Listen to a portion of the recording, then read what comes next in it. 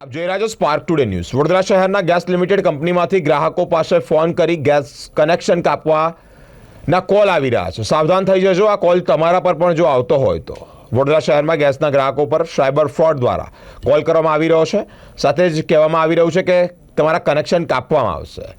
હાલ કોલથી સાવધાન રહેવા માટે સાંસદ ડૉક્ટર હેમાંગ જોશી વડોદરા શહેરના શહેરીજનોને એક અપીલ કરી છે। હાલમાં જ્યારે સમગ્ર દેશની અંદર ડિજિટલ માધ્યમથી જે પ્રકારે છેતરપિંડી ફાઇનાન્શિયલ સ્કેમ નું એક ટ્રેન્ડ વધી રહ્યો છે અને કોઈપણ ફેક અકાઉન્ટ દ્વારા અથવા કોઈપણ ફેક નંબર દ્વારા આ પ્રકારના સ્કેમ વધી રહ્યા છે, ડિજિટલ અરેસ્ટના પણ બનાવો બની રહ્યા છે, ત્યારે વડોદરાનો એક લોકલ એવો એક નવો સ્કેમની જાણકારી અમને સૌને મળી રહી છે।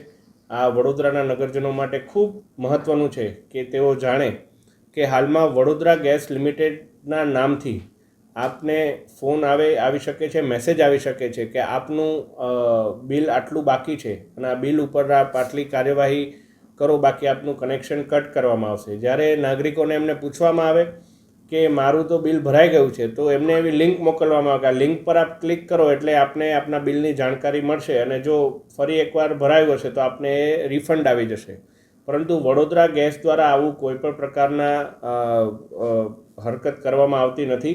આવું કોઈ પણ વડોદરા ગેસના નામે કોઈ ફ્રોડ આપને ફોન આવે તો મારી આપ સૌને વિનંતી છે કે આને ઇગ્નોર કરવું અને શક્ય હોય એટલું રિપોર્ટ કરવું અને આવા કોઈ પણ લિંક ઉપર ક્યારેય પણ ક્લિક આપના ફોનથી ના કરવો એટલી એક મારી આપ સૌને વિનંતી છે।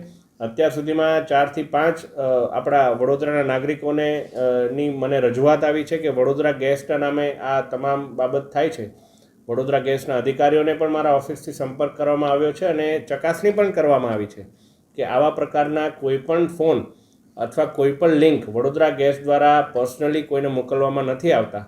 તો આવા કોઈપણ મેસેજીસ અથવા કોલથી આપ સૌ સતર્ક રહી અને આવા કોઈપણ સ્કેમનો ભોગ બનવાથી બચજો એવી મારી આપ સૌને નમ્ર અપીલ છે। સાહેબ, આ વિષયને લઈને સાયબર ક્રાઇમમાં કે વડોદરા પોલીસ કમિશનર સાથે વાત થઈ, કારણ કે અટકાવવું ખૂબ જરૂરી છે, કેમ કે જે સામાન્ય ઘરના લોકો છે તેમને તો કદાચ નથી ખબર પડી રહી।